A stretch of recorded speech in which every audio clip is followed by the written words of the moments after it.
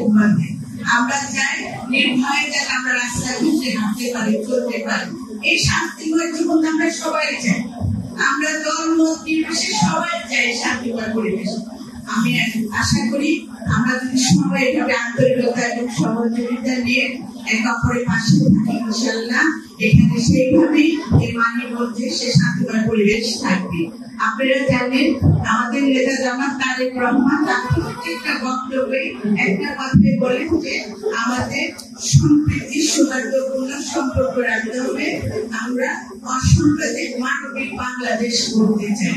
আমরা সেই লক্ষ্যে কিন্তু কাজ করে যাচ্ছি। আমরা বিগত সময়ের যে কাজ দেখেছি, বিএনপি যে কাজগুলি দেখেছি সে ধারাবাহিকতা রেখে কিন্তু আমরা এখনো কাজ করে যাচ্ছি। আমরা আপনাদের পাশে দাঁড়াতে চাই। আপনাদের সুখে না থাকতে পারে, আপনাদের দুঃখে যেন আমরা থাকতে পারি, সেইটা আপনারা আমাদের জন্য দোয়া করবেন।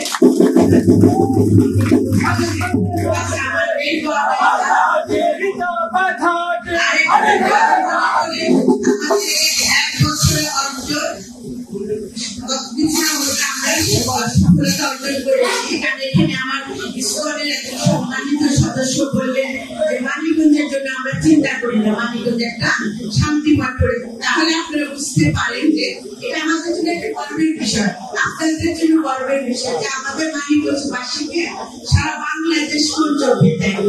আমি আপনাদের অনুরোধ করবো এই শান্তিময় পরিবেশটা আমরা যেন সবসময় ধরে রাখতে পারি। এই মানিকগঞ্জবাসীর যে সুনা, মানিকগঞ্জের মানুষ সে সুনা আমরা যেন আমরা ধরে রাখতে পারি। এই এত সুনামের মাঝেও কিন্তু দেখা যাচ্ছে কিছু না কিছু গোষ্ঠী চাচ্ছে এই সুনামকে নষ্ট করার জন্য।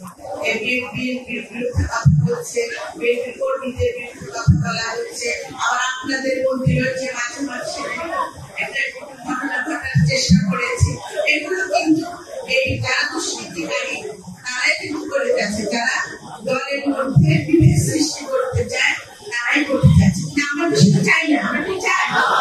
আমরা চাই, আমি মানিকগঞ্জের মা বোনরা এখানে আছেন, আমার দিদিরা এখানে আছেন, যে আমরা চাই মানিকগঞ্জে একটা শান্তিময় পরিবেশ থাকবে। আমি আপনাদের প্রতি অনুরোধ থাকবে, প্রশাসনের মতো কাজ করবে, কিন্তু আমরা যারা মানিকগঞ্জের নাগরিক আমরা আমাদের নিজ দায়িত্ব থেকে আমরা আমাদের কাজ করবো, যাতে কোনো অনুপ্রবেশকারী এসে আমাদের এই কাজকে সুন্দর মিলন মেলায় হয়েছে সেটা যেন কেউ নষ্ট করতে না পারে।